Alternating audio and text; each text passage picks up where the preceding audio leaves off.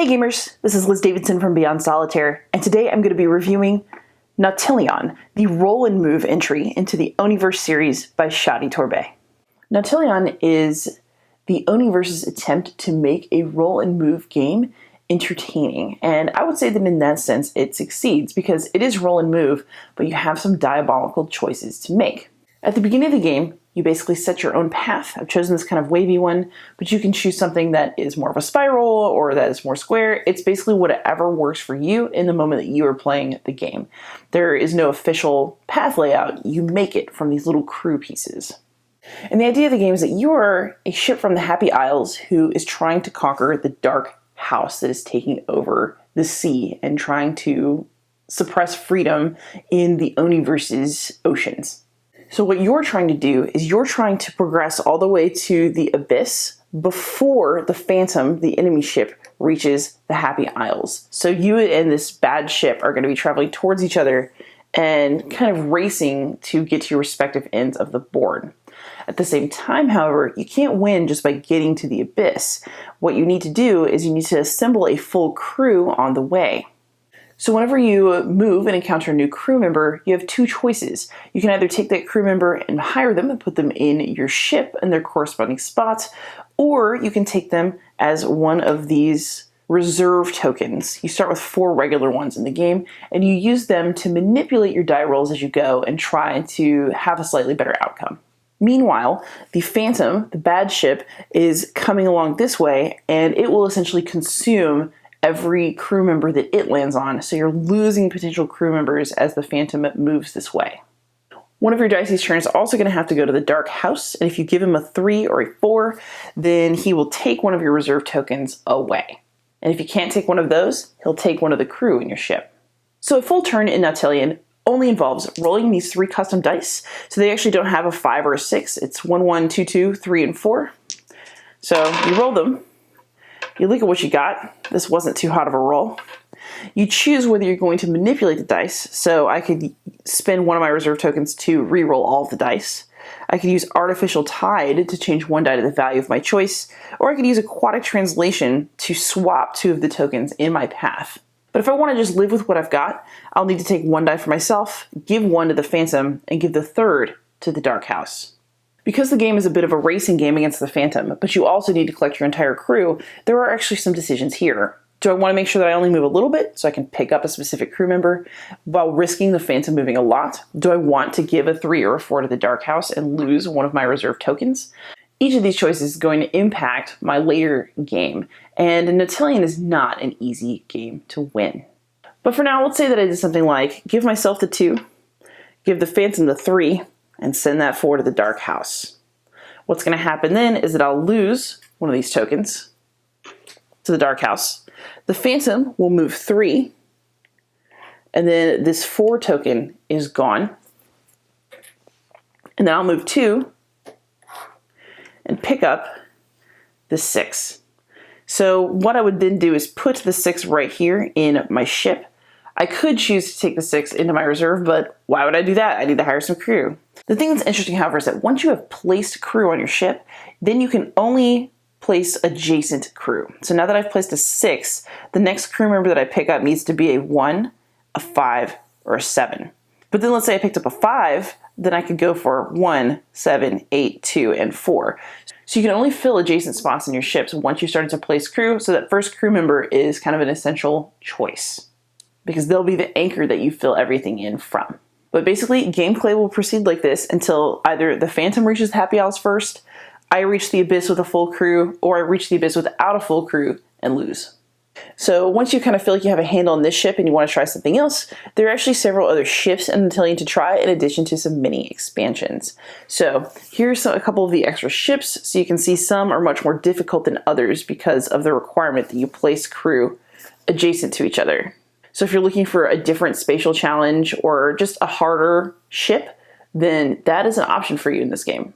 Like the typical Oniverse game, Nautilion also does come with some pretty fun in-box expansions that'll spice up the game. And I sort of feel like once you get used to the base game, it's a little bit plain, so you're going to want some of the expansions. I think the best one to start with, and the one you'll probably keep in your game the most, is the Mages expansion, where you basically have a second shipboard, and you also add some mage tokens into your pathway.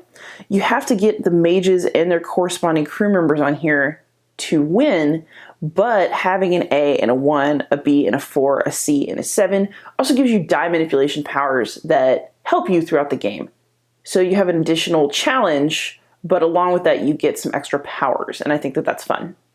There's also a Mercenaries expansion where you can add mercenaries to your crew, but the Phantom is also coming along and adding mercenaries to their crew. So when your ships inevitably meet up in the middle of the board somewhere, you will actually have a battle between your ships. It will cause you to lose some of your crew, and you'll have to rebuild from the point where you met to get a full ship before you reach the abyss. So it gives you this double goal of needing to fight it out partway through your journey and needing to recover from that fight on the way to the end of it.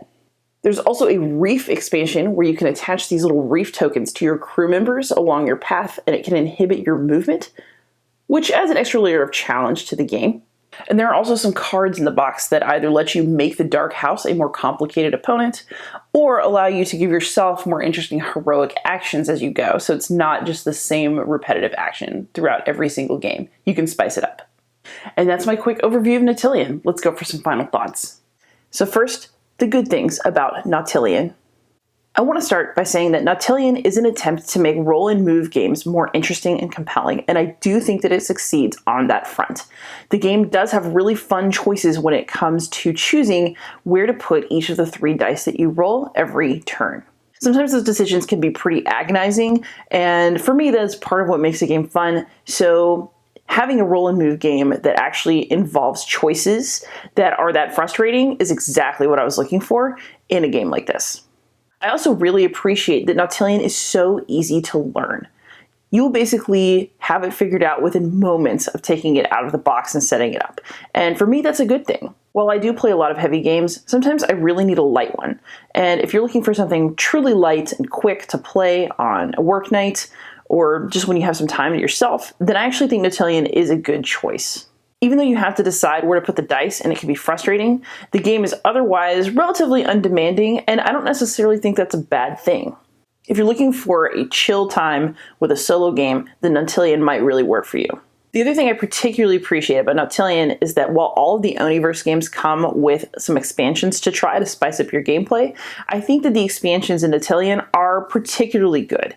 The base game itself is fine, but I can see it getting vanilla pretty quickly. However, the Mages expansion and the Mercenaries expansion in particular are very good in Nautilion, and the other ones are all fine and ones that I would consistently play with. And I don't typically feel that way about every expansion in an Oniverse game. And of course, now for a couple of concerns. While I do like that Nautilion gives you interesting ways to split up your dice, and I do like that it's a light game, it's also possible that it's a little bit too light, especially if you want to play it repeatedly. You are really at the mercy of the dice. There are going to be times where no matter how smart your decisions are, it's just not going to happen.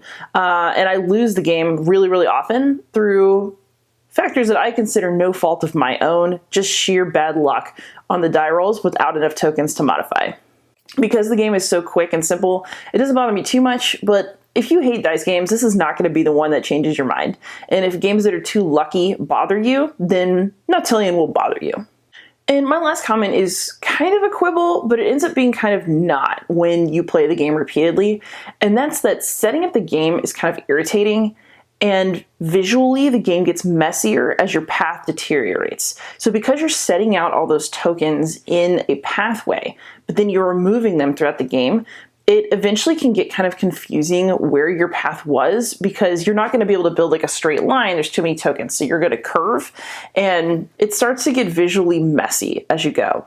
I also think that setup is kind of irritating. So while a lot of small box games, you just shuffle some cards and start again, or remake the piles and start again, setting Nautilion up is a little bit irritating because, again, with visual issues in the path that you make, you have to make sure that it's well set up from the start. And there are a lot of tokens to lay out. It's not something that you can just do in a snap. But overall, I think Nautilion is a nice entry into the Oniverse series. It's a light, relaxed game, and I personally give it a 7 out of 10 and a Dice Tower seal of approval. Happy gaming. Thanks so much for watching another Dice Tower video. If you enjoy our videos, subscribe to the channel for more fun, comprehensive board game coverage. Also, consider joining us at one of our events. Come to Dice Tower Retreat, a small, intimate gathering where gaming is king. Join us for Dice Tower Cruise, the largest board game cruise. Attend Dice Tower West in Las Vegas for gaming fun on the West Coast, or Dice Tower East in Orlando, in sunny Florida. Dice Tower Conventions, the friendliest gaming conventions on Earth. I'm Eric Summerer, and you've been watching The Dice Tower.